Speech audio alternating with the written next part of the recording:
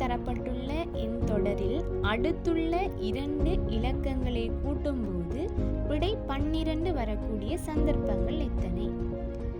இந்த பெட்டிக்குள்ள சில நம்பர்கள் தந்திருக்காங்க, சில இலக்கங்கள் தரப்பட்டிருக்கிறது. அந்த இலக்கங்களை இலகுவான முறையில் இந்த வினாவை செய்யறதுக்காக என்ன செய்யணும் என்று சொல்றேன். இது மாதிரி வினாக்கள் வரும்போது நீங்க இந்த முறையை கையாளணும்.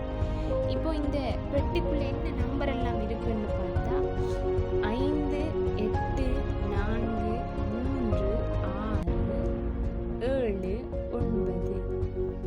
இந்த 7 நம்பர்கள் 7 இலக்கங்கள் காணப்படுது. அதை நான் வரிசையாக எழுதி கொள்றேன்.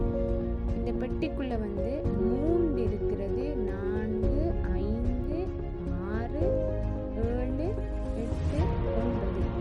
இந்த இவ்வளவு நம்பரும் இருக்குதுன்னு 3, 9 கூட்டினால் 12, 8, 4 கூட்டினால் 12, 5, 7 கூட்டினால் 12, 6 இன்னும் ஒரு 6உடன் கூட்டப்படும்போது 12 வரும். இவ்வாறான 4 சந்தர்ப்பத்தில் தான் 12 கூட்டுத்தொகையாக வரக்கூடியதாக இருக்கும்.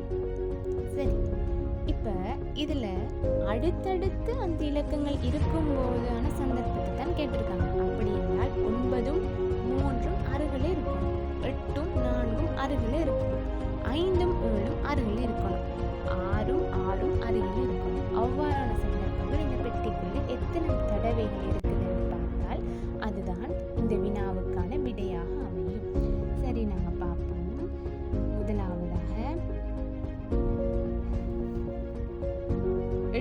5, 8, 4 இங்கனைக்கு 4, 8 அருகிலைக்கு. அப்ப இது ஒரு சந்தர்ப்பம். 3, 6, 5, 7 5 மேலும் ஒரு சந்தர்ப்பம். 7, 5 அப்ப அதுவும் ஒரு சந்தர்ப்பம்.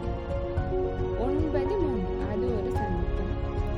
6, 7, 5, 7 5 ஒரு சந்தர்ப்பம். 5, 7 ஒரு சந்தர்ப்பம். எத்தனை கோடுகள் வரைஞ்சிருக்கிறோம்னு பார்த்தா 1, 2, 3, 4, 5, 6 தடவைகள் இந்த பெட்டிக்குள்ள அருகருகே 12 கூட்டுத்தொகையாக தரக்கூடிய சந்தர்ப்பங்கள் அமைந்திருக்கிறது. விடை இரண்டாவது